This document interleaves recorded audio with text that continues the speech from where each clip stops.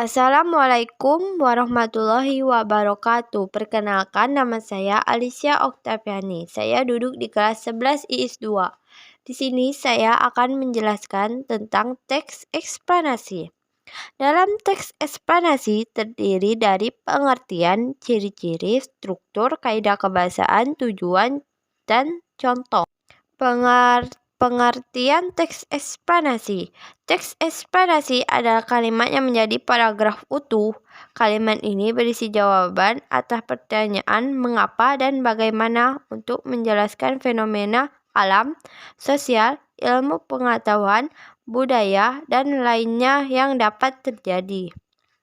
Ciri-ciri teks eksplanasi yaitu informasi yang dimuat berdasarkan fakta faktual. Hal yang dibahas yaitu suatu fenomena yang bersifat keilmuan atau berhubungan dengan ilmu pengetahuan. Sifatnya informatif dan tidak berusaha memengaruhi pembaca untuk percaya terhadap hal yang dibahas menggunakan kata penanda urutan. Struktur teks eksplanasi.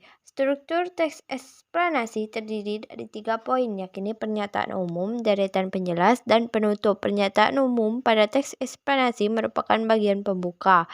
Deretan penjelas merupakan isi dari teks tersebut, sedangkan penutup berisi kesimpulan dari isi teks. Kaidah kebahasaan teks eksplanasi menggunakan kalimat pasif, menggunakan konjungsi kasual dan waktu. Terdapat istilah ilmiah menggunakan kata kerja material dan rasional. Tujuan teks eksplanasi. Pada dasarnya, teks eksplanasi memiliki tujuan untuk membuat pembaca mampu menjelaskan fenomena atau peristiwa yang sedang terjadi dengan menjelaskan proses atau sebab dan akibat dari peristiwa tersebut. Contoh teks eksplanasi itu banyak, seperti banjir, tsunami, tanah longsor, gempa bumi, rumah roboh, dan lain-lain. Contoh teks eksplanasi tsunami.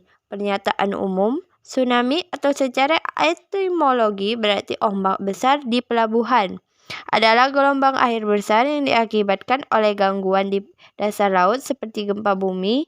Gangguan ini membentuk gelombang yang menyebar ke segala arah dengan kecepatan gelombang mencapai 600 sampai 900 km per jam. Awalnya, gelombang tersebut memiliki amplitudo kecil, umumnya 30 sampai 60 cm, sehingga tidak terasa di laut lepas, tetapi amplitudonya membesar saat mendekati pantai. Urutan sebab akibat. Saat mencapai pantai, tsunami kadang menghantam daratan berupa dinding air raksasa, terutama pada tsunami besar. Tetapi bentuk yang lebih umum adalah naiknya permukaan air secara tiba-tiba.